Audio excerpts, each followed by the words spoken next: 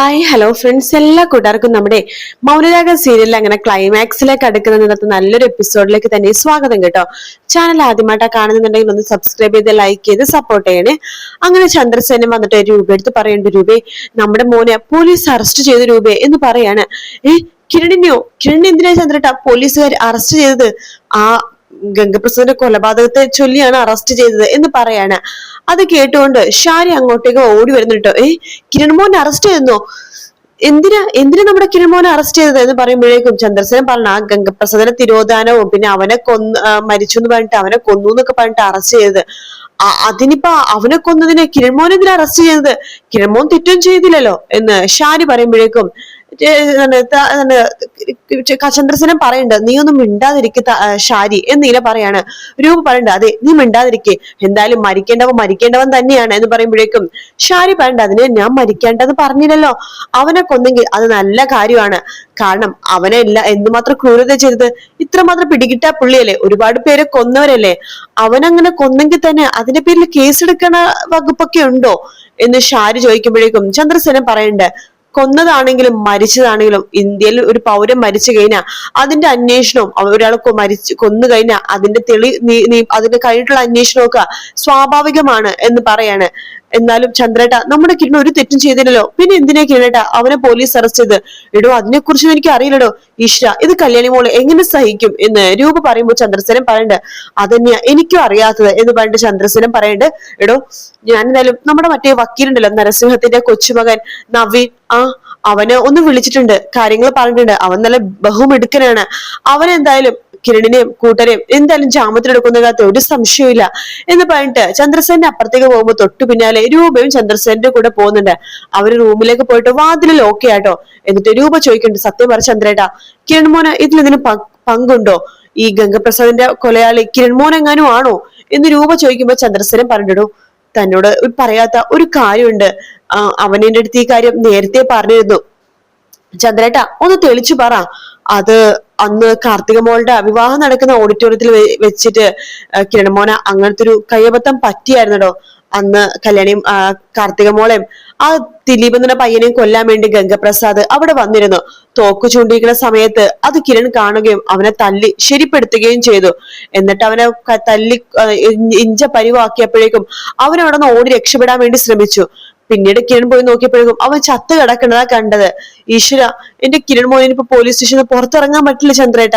മരിച്ചത് കൊടും കൊലയാളിയല്ലേ, പിന്നെ അവനെ കൊന്ന എന്താ പ്രശ്നം? എടോ രൂപ, ഞാൻ പറഞ്ഞില്ലേ, കൊലയാളിയാണെങ്കിലും അല്ലെങ്കിലും ഒരാള് മരിച്ചു കഴിഞ്ഞാൽ അതിന്റെ കേസും കാര്യങ്ങളൊക്കെ പിന്നെ അന്വേഷണവും കാര്യങ്ങളൊക്കെ ഉണ്ടാകും. എന്തായാലും ഞാൻ നവീൻ വക്കീലൊന്ന് വിളിച്ചിട്ടുണ്ട്, ഞാനൊന്ന് പോയി കണ്ടിട്ട് വരട്ടെ.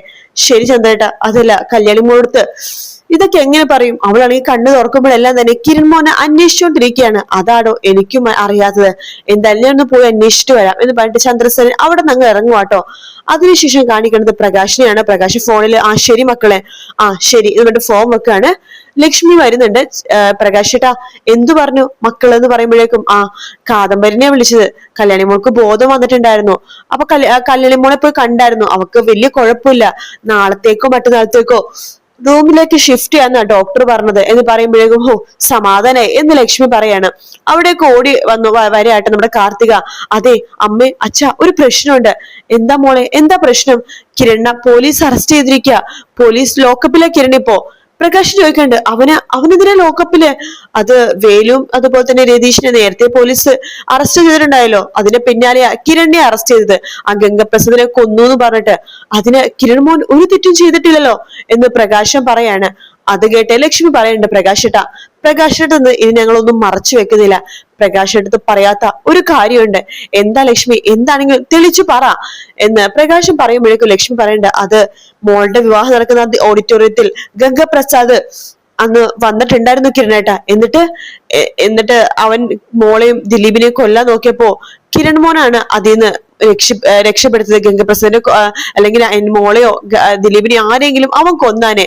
അത് കിരൺ മോനാണ് മനസ്സിലാവുകയും കിരൺ മോൻ അവനെ ഇഞ്ച പരിവാക്കി കൊല്ലാനായ ഗെറ്റപ്പിലായപ്പോഴേക്കും അവൻ അവിടെ നിന്ന് ഓടി രക്ഷപ്പെട്ടതാണ്. പക്ഷെ അവിടെ ഉണ്ടായിരുന്നൊരു കല്ലില് തലയടിച്ച് അവൻ വീണ് മരിക്കായിരുന്നു. പിന്നീട് വേലും രതീഷും കിരണും കൂടി ചേർന്നിട്ടാണ് അവന്റെ ബോഡി മറവ് ചെയ്തത്. അവന്റെ ബോഡി മറവ് ചെയ്തു. എവിടെ മറവ് ചെയ്തു ലക്ഷ്മി? പറയുന്നുണ്ട് പ്രകാശ് ഏട്ടാ, അത് കിരൺ മോളുടെയും കല്യാണി മോളുടെയും വീടുണ്ടല്ലോ, അതിന്റെ പിന്നാമ്പുറത്ത് ആണ് വേലും രതീഷും കിരണും കൂടി ചേർന്ന് ആ ഡെഡ് ബോഡി മറവ് ചെയ്തത്. ഈശ്വര, അവരന്ന് അങ്ങനെ പറ്റിയപ്പോഴേക്കും പോലീസിനെ എന്റെ ലക്ഷ്മി വിവരം അറിയിക്കേണ്ടത്. ഇപ്പൊ തെളിവ് നശിപ്പിക്കാൻ ശ്രമിച്ചു, തെളിവ് പോയി ഡെഡ് ബോഡി കുഴിച്ചിട്ടു എന്നൊക്കെ പറഞ്ഞിട്ട് കേസിന് മുകളിൽ കേസ് ആവേലേ ഉള്ളൂ, അത് ബലപ്പെടുകയുള്ളൂ കേസിന്. ഈശ്വര, ഇനിയിപ്പോ എന്താ ചെയ്യാ, എനിക്ക് അറിയില്ല പ്രകാശ് ഏട്ടാ എന്ന് ലക്ഷ്മി പറയുമ്പോ, പ്രകാശം വേണ്ട, ഇത് അന്ന് സംഭവ സമയത്ത് അവർക്ക് എന്നോട് പറഞ്ഞുകൂടായിരുന്നോ? ഞാനാണെങ്കിൽ ആ കുട്ടി ഏറ്റെടുത്തിട്ട് പോലീസ് സ്റ്റേഷനും ജയിലിലും എവിടെയാണെന്ന് പോയി കിടന്നാനേലോ. കല്യാണി മോളാണെങ്കിൽ ബോധം വരുമ്പോഴേക്ക് കിരണേട്ടൻ എവിടെയെന്ന് അന്വേഷിച്ചുകൊണ്ടിരിക്കുകയാണ്. മോളോട് ഇനിയിപ്പോ എന്താ പറയാ, അറിയില്ല പ്രകാശ് ഏട്ടാ, എന്ത് ചെയ്യണോന്ന് എനിക്ക് അറിയില്ല എന്ന് ലക്ഷ്മി പറയാണ്. പ്രകാശം പണ്ട് ആ രാഹുലിനെ കൊന്ന സമയത്തും ഞാനും കൂടെ പോയിരുന്നെങ്കിൽ അവനെ, എന്റെ മോളെ ഈ അവസ്ഥയിലാക്കി അവനെ ഞാൻ ഇല്ലാതാക്കിയാനായിരുന്നു. ഇനിയിപ്പോ എന്താ ചെയ്യാ, ഞാനൊന്നൊരു മോളെ കണ്ടിട്ട് വരാം പ്രകാശ് ഏട്ടാ, ഞാൻ കണ്ടിട്ട് വരാൻ ലക്ഷ്മി, അവളൊന്ന് പറഞ്ഞ് സമാധാനിപ്പിക്കണം എന്നൊക്കെ പറഞ്ഞിട്ട് പ്രകാശൻ കല്യാണിനെ കാണാൻ വേണ്ടി ഹോസ്പിറ്റലിലേക്ക് പോവാട്ടോ. അങ്ങനെ പ്രകാശൻ ഐസിനുള്ളിൽ കയറുമ്പോഴേക്കും കല്യാണി അവിടെ കിടക്കുന്നുണ്ട്. കല്യാണിയുടെ അടുത്തേക്ക് പ്രകാശം വരണം, മക്കൾക്ക് ഇപ്പൊ എങ്ങനെയുണ്ട്, വേദന കുറവുണ്ടോ അച്ഛാ? വേദന കുറവുണ്ട് അച്ഛാ. അതല്ല അച്ഛാ, ഞാൻ കിരണേട്ടനെ ഇന്ന് കണ്ടതേ ഇല്ല, കിരണേട്ടൻ പുറത്തുണ്ടോ, ഒന്ന് വരാൻ പറയുവോ അച്ഛാ? അയ്യോ മോളെ, കിരൺ പുറത്തില്ല മോളെ, അവൻ എന്തോ ഒരു ആവശ്യത്തിന് വേണ്ടി പുറത്തേക്ക് പോയിരിക്കുക. ആണോ? കിരണേട്ടൻ വരുമ്പോ എന്റെ അടുത്തൊന്ന് വരാൻ പറയാം മോളെ. പിന്നെ മോള് വിഷമിക്കൊന്നും വേണ്ടട്ടോ, എല്ലാവരും പുറത്തു തന്നെ ഉണ്ട് കേട്ടോ, ഒരു കുഴപ്പമില്ല കേട്ടോ. അച്ഛൻ മരുന്ന് കഴിച്ചോ? മക്കളെ, ഞാൻ മരുന്ന് കഴിക്കുന്നുണ്ട് അച്ഛാ, ഞാനിവിടെ കിടക്കാന്ന് വെച്ചിട്ട് അച്ഛൻ മരുന്ന് കഴിക്കാതെ ഇരിക്കരുത് കേട്ടോ. ഭക്ഷണം കഴിച്ചോ? മക്കളെ, അതൊക്കെ ഞാൻ നോക്കിക്കോളാം, അല്ലെങ്കിൽ എന്റെ കാര്യം നോക്കാൻ എല്ലാവരും ഉണ്ടല്ലോ മോളെ. മോള് ഈ സമയത്ത് ടെൻഷൻ ആവാതെ കിടക്കാൻ നോക്കൂ, ഒരു കുഴപ്പമില്ല മക്കളെ, അച്ഛൻ കൂടെ ഇല്ലേ എന്നൊക്കെ പറഞ്ഞിട്ട് പ്രകാശൻ പുറത്തേക്ക് പോവാട്ടോ, ഞാൻ പുറത്തുണ്ടാവോട്ടോ എന്ന് പറഞ്ഞിട്ട് അവിടുന്ന് പുറത്തേക്ക് പോവാണ്. കല്യാണി കരഞ്ഞുകൊണ്ട് പ്രകാശനെ തന്നെ നോക്കിക്കൊണ്ടിരിക്കുകയാണ്. പ്രകാശൻ പുറത്തേക്ക് ഇറങ്ങുമ്പോഴേക്കും കാദംബരിയും കാർത്തികയും ചോദിക്കുന്നുണ്ട്, അവൾ എന്ത് പറഞ്ഞു? എന്നെ കണ്ടപ്പോ തന്നെ കിരൺ മോനെയാണ് അന്വേഷിച്ചത്, നമ്മൾ എത്ര ദിവസം ഇത് മറച്ചു വെക്കും കാർത്തികെ എന്ന് ചോദിക്കുമ്പോ കാർത്തിക പറയുന്നുണ്ട്, അച്ഛാ, അത് കിരണിന്റെ ജാമ്യം കിട്ടാണെങ്കിൽ കിരൺ വരാലോ എന്ന് പറയാണ്. ആ സമയത്ത് അവിടേക്ക് ബൈജു വരുന്നുണ്ട്. അതെ, ബൈജു വന്നല്ലോ. ബൈജു ചോദിക്കുന്നുണ്ട്, പ്രകാശ് ഏട്ടാ, കല്യാണിക്ക് ഇപ്പൊ എങ്ങനെയുണ്ട്? പ്രകാശ പറയുന്നുണ്ട് കേട്ടോ, കല്യാണി മോൾക്ക് ഇപ്പോ ചെറിയൊരു ആശ്വാസം ഉണ്ടെന്നാ പറഞ്ഞത്. അല്ല, അളിയൻ എവിടെ? അത് കിരൺ ഇപ്പോ ജയിലിലാണെന്ന് ബൈജു എന്ന് പറയാണ്. ജയിലിലോ? അതെ, വേലുവിനെയും രതീഷിനും പോലീസ് നേരത്തെ അറസ്റ്റ് ചെയ്തിരുന്നല്ലോ, ഇപ്പൊ കിരണിനെ അറസ്റ്റ് ചെയ്തു, ആ ഗംഗപ്രസാദിന്റെ കൊലയാളിയാണെന്ന് പറഞ്ഞിട്ട്. അതിന് കിരണടിയൊന്നും ചെയ്തില്ലല്ലോ, പിന്നെ ഇതിലെ പോലീസുകാർ അവരെല്ലാരും അറസ്റ്റ് ചെയ്തത് എന്ന് ചോദിക്കുമ്പോഴേക്കും പ്രകാശ പണ്ട്, ബൈജു, നീ കല്യാണി അടുത്തൊന്നും പറയല്ലേ, അവള് കിരൺ അന്വേഷിച്ചുകൊണ്ടിരിക്കുന്നുണ്ട്, കിരൺ പുറത്തു പോയെന്നോ അങ്ങനെ എന്തിനും പറഞ്ഞാൽ മതി, എനിക്ക് കല്യാണിനെ കാണാൻ പറ്റൂ പ്രകാശ് ഏട്ടാ എന്ന് ബൈജു ചോദിക്കുമ്പോ പ്രകാശം പറയണ്ട്, കല്യാണിനെ ഇപ്പൊ അകത്ത് പോയിട്ട് കാണാൻ പറ്റില്ല ബൈജു, ഞാനിപ്പോ അകത്ത് പോയിട്ട് വന്നേ ഉള്ളൂ, ഇൻഫെക്ഷൻ ആവുമല്ലോ, അതുകൊണ്ട് മക്കളെ ഞാൻ ഇവിടെ ഉണ്ടാകും എന്ന് പറഞ്ഞിട്ട് പ്രകാശൻ അവിടെ നിന്നിട്ട് എന്തൊക്കെയോ ആലോചിച്ചുകൊണ്ടിരിക്കുകട്ടോ. പിന്നീട് കാണിക്കുന്ന പോലീസ് സ്റ്റേഷനിലാണ്. അവിടേക്ക് നവീൻ വക്കീല് വരുന്നുണ്ട്.